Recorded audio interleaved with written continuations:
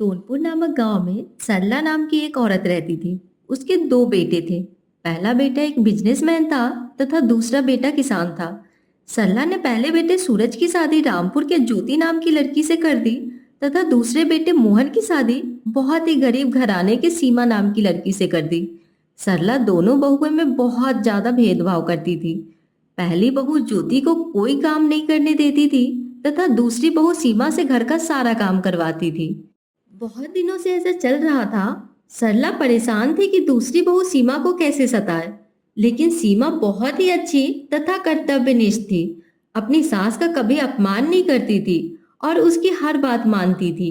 वहीं पहली बहू ज्योति अपनी सास की कोई बात नहीं मानती थी। एक दिन सरला छत से गिर गई। उसकी पहली बहू ज्योति सो रही थी तथा दूसरी बहू जाग रही थी।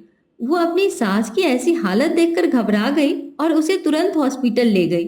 वह सीमा को देखकर रोने लगी कि उसने उसके साथ कितना गलत किया था। आजकल दुनिया में ऐसे ही लोग एक दूसरे को गिरी हुई नजरों से देखते हैं, इसलिए कभी भी भेदभाव नहीं करना चाहिए।